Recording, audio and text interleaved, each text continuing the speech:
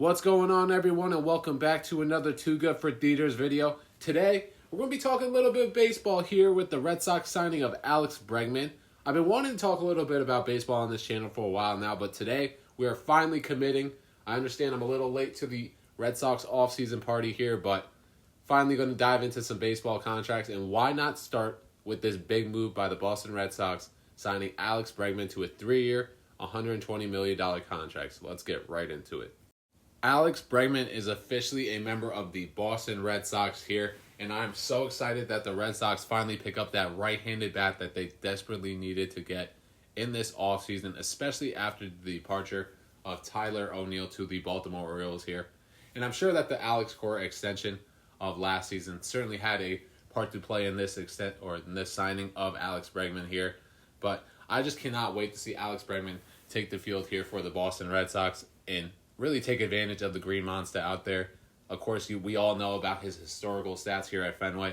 So hopefully he's going to be able to translate that over for a couple of seasons here in Boston.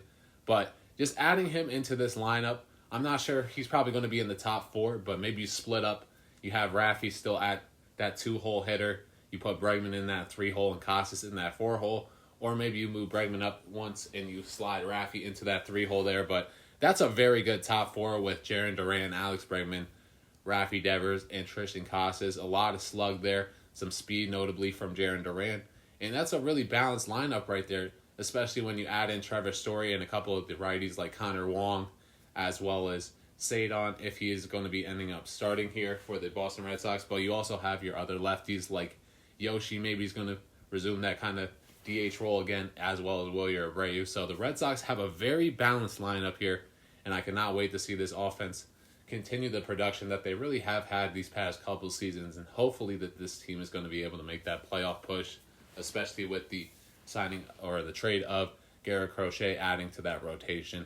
And it's good to see that the front office really wants to make this playoff push and get this team back into playoff contention, and I'm sure that this Alex Bregman signing is certainly going to help with that scenario there. And I'm not really worried about the defense with Alex Bregman moving over to second base, which is probably going to be the most likelihood scenario here for the Red Sox. I see Rafael Devers really sticking in that third base slot. Of course, he wants to play some defense, and there's been a lot of talk of moving Rafi over to the DH these past couple seasons, and frankly, it just hasn't happened. And Rafael Devers, if he wants to play third base, he's going to be playing third base most likely. So it's going to be Alex Bregman probably shifting over to second base here, and I'm very confident with the move.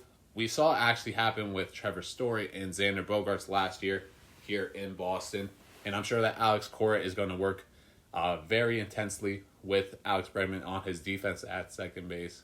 And Alex Bregman has really just kind of shown versatility throughout his career, especially in his college career where he actually was a shortstop, played a little bit of third base and second base and even some outfield for some short stints there in college as well as the majors. But of course, he's coming off a Gold Glove season at third base. So long-term wise, I would think that Alex Bregman might actually end up going back over to third base if Rafael Devers ends up becoming the designated hitter or potentially works on maybe even a little bit of first base with Rafi Devers. But, that's a very good starting two middle infielders with Trevor Story and Alex Bregman. Both very gifted defenders. Trevor Story, one of the better defensive shortstops, as well as if Alex Bregman makes that transition over smoothly, that's going to be a very deadly middle of the infield there. So there is going to be a little bit of complications with some prospects here, but I think that Alex Bregman is solely going to have this second base job won. And honestly, I just cannot wait to see Alex Bregman take the field here for your Boston Red Sox. And speaking of taking the field for your Boston Red Sox, I'm sure you're all wondering about Alex Bregman's statistics here. Last season, he hit for around a 260 average, had an on-base percentage of around 315, which was a little bit of a drop-off from his career norms. However, I do not see this as being a continuous trend here. I do think that he is going to have some lineup protection here in Boston.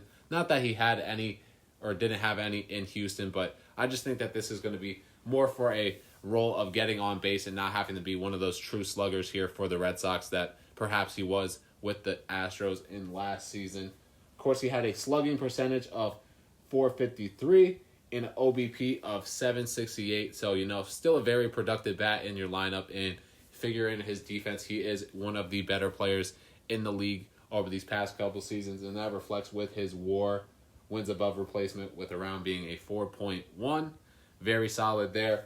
And like I kind of talked about before, his walk percentage was down last season. I do not see this as being a continuous trend, but it wasn't really as part of Alex Bregman's I wouldn't put it on him. I just think that pitchers were attacking him differently.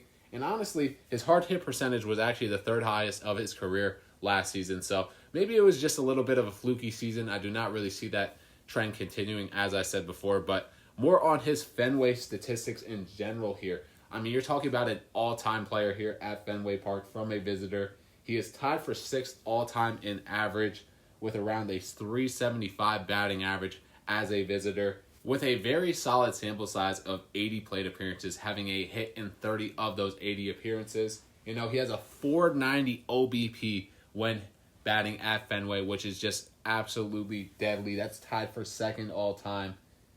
7 homers, 9 doubles, 15 ribbies, .750 slug percentage, 2nd all-time. And he's actually 1st all-time in visitor OPS, which is 1.240. I mean, you talk about someone who's going to rake at Fenway with all that pull power that he has. He's going to be able to take advantage of that green monster out there. And I'm extremely excited to see how Alex Bregman is able to kind of suit up for these Boston Red Sox and help with this offensive production, continue this trend of these Red Sox team being one of the most productive offenses in all of the MLB.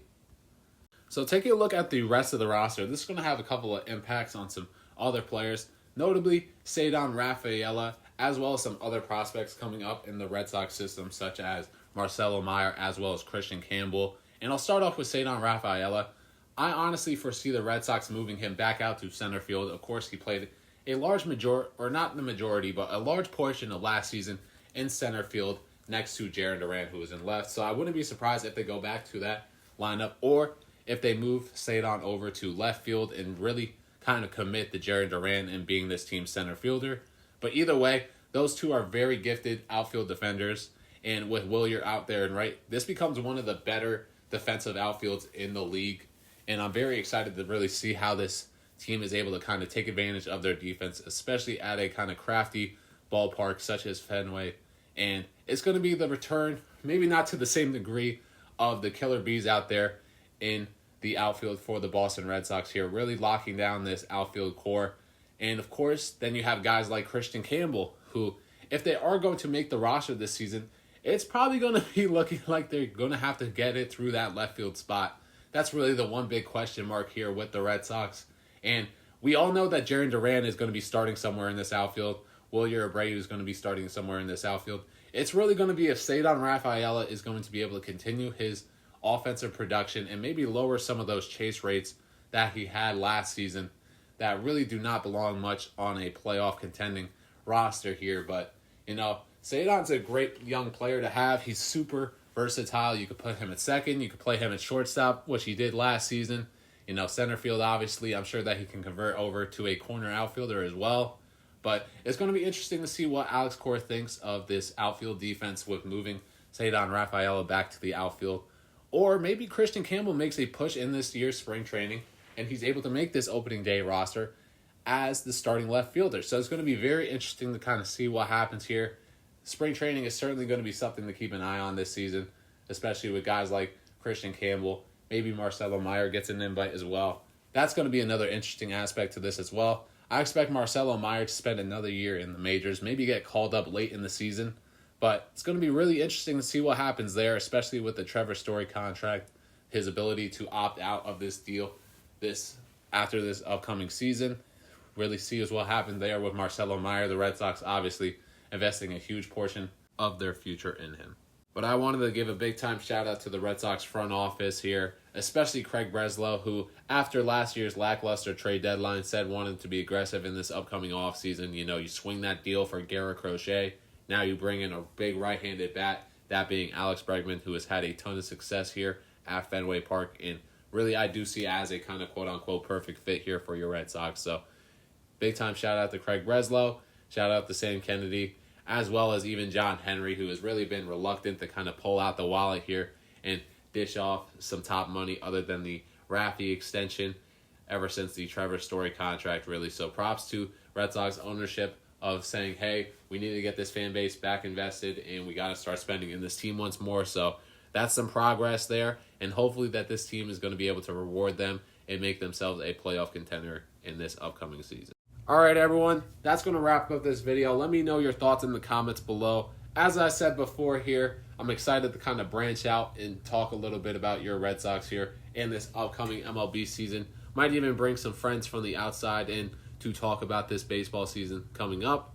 So very excited to kind of branch out here, and not sure that the frequency of these baseball uploads are going to be as frequent as my Sixers or Patriots content, but just to open up this door and talk about the Red Sox is something I've been looking forward to. So once again, thank you so much for watching and all the support that you've given the channel, and I'll see you all in the next one.